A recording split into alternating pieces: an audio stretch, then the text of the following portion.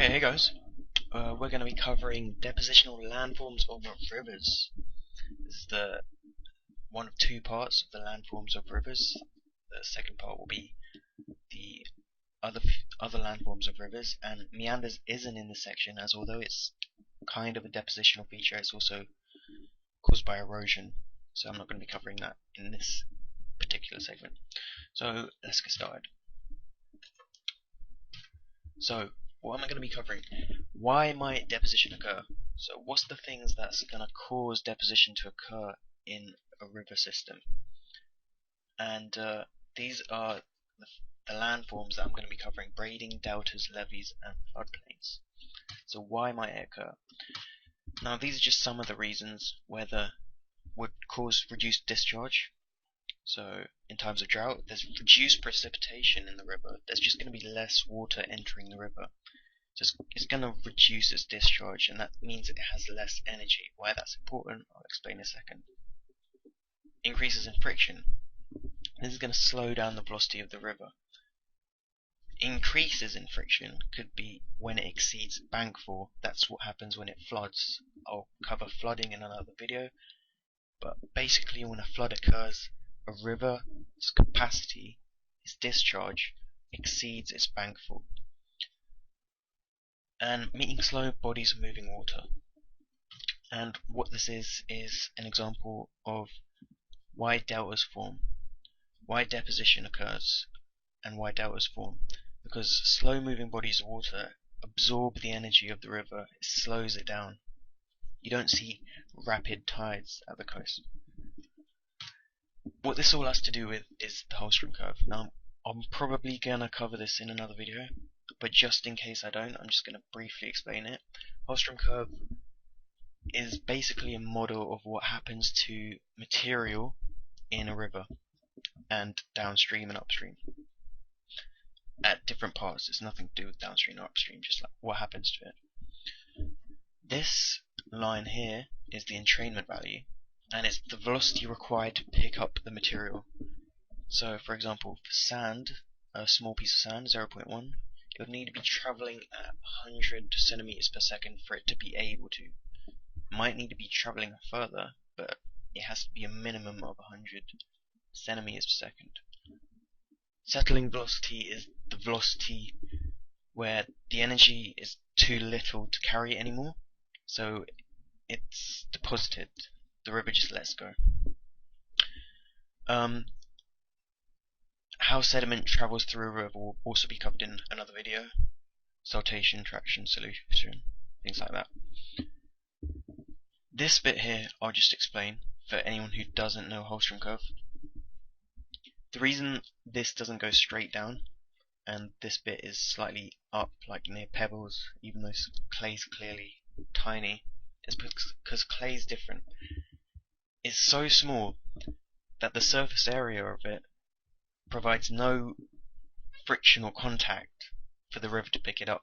So it actually needs a very, very high velocity to pick it up. But then once it's picked up, it can be carried on for ages. And in fact, it doesn't actually get deposited until the river stops flowing. Now this could be when it reaches the sea or when it just dries up. So that's why deposition might occur. River braiding is the first depositional feature. Here I've got an example of river braiding.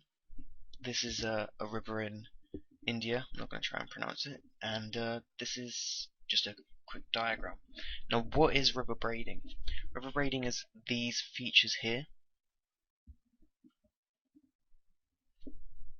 And the reason they're caused is basically large amounts of sediment are transported in a river at certain times. And during these times, when the velocity of the river slows down, these sediments are deposited. Braiding normally occurs when there's a high discharge and big pieces of sediment, such as pebbles, sand, or even small boulders and rocks, are deposited. Eventually these build up over time, and these increase friction around that area, in the river channel, which also slows down the velocity even more, which contributes more deposited, and this builds up to eventually block the river channel. And the river attempts to find a new way through, an easier path, because water is always looking for the easiest path around. It doesn't want to force its way through. So river braiding is basically caused by a river. It's not like a meander bend when it's the hard rock. It's just the river's not got enough energy anymore and it has to drop its stuff. River braiding always comes back around and meets its same self.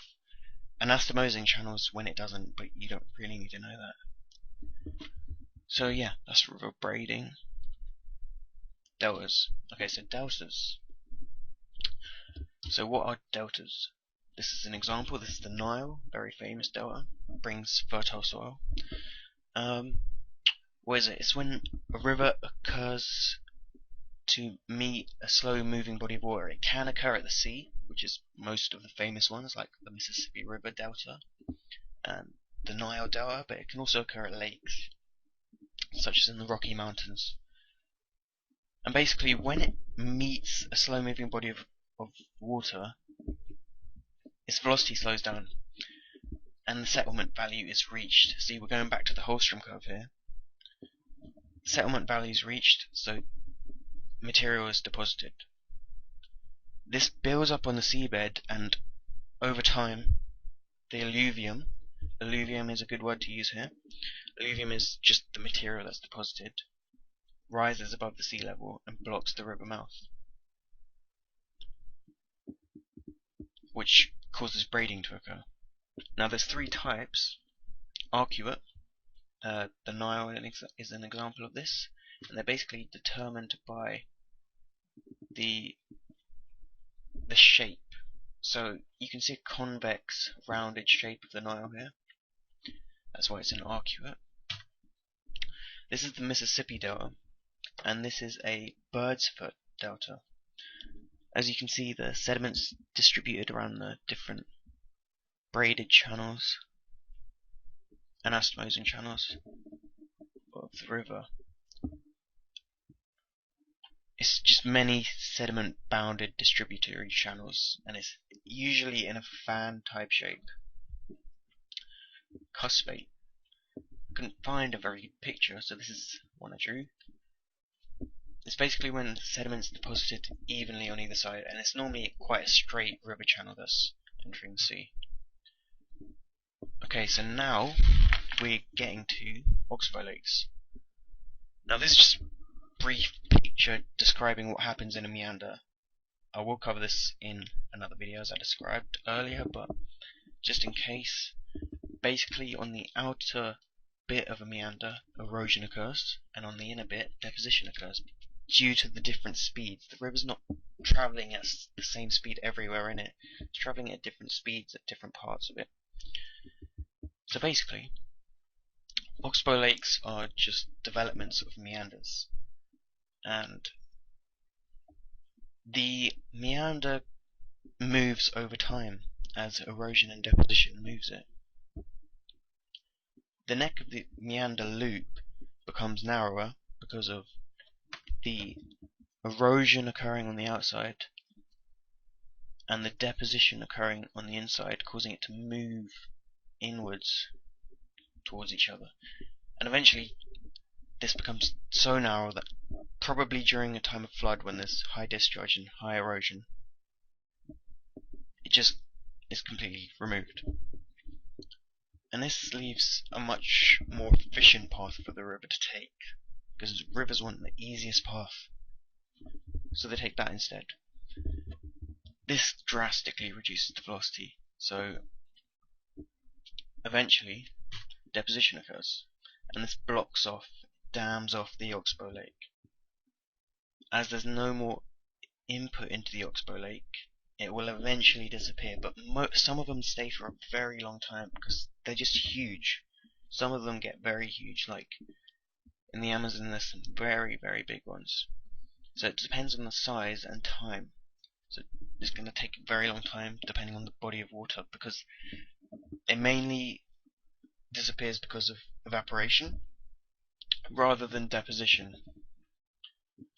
But smaller ones could be filled up pretty quickly due to vegetation, as happened here in the Amazon. This is just because there's such huge amounts of trees which grow. Levees and floodplains are the final bit. Now when a flood occurs, it exceeds bankful, and what this means is the velocity of the river is drastically reduced because there's a much larger wetted perimeter. As said here, the hydraulic radius decreases. Again, I'll cover this in another video, but it's basically a measure of the efficiency based on frictional contact. So there's more surface area in contact, so that lowers the velocity, leading to deposition. The heaviest sediment is deposited first, and this builds up over time. And this is basically what the levee is, because it's on the banks of the river.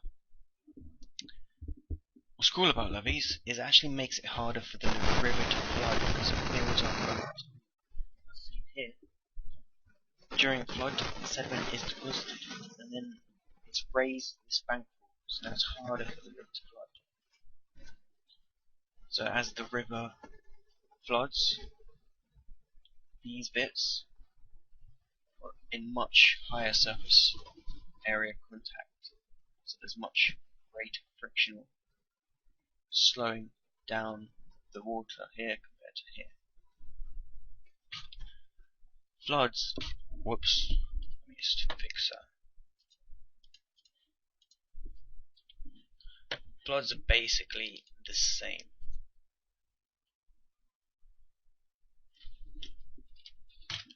But it's much smaller sediment, sorry about this.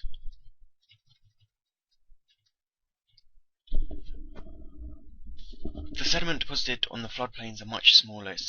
The shallow water has travelled quite a long way, so any of the heavier sediment would have already been deposited earlier, creating that levees. And it's this fine sediment that's deposited, and successive floods add to the alluvium, which is again the deposited material. And this material can include clay, which is why you find on floodplains, like around the Thames, huge amounts of clay, because it will just flood, and again, using the entrainment value, it's very difficult to pick it back up, especially in a floodplain, so it's just going to stay there.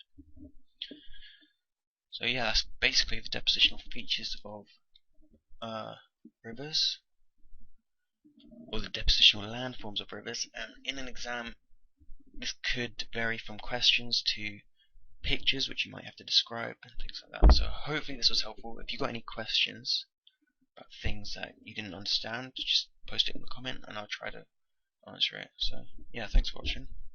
See you next time.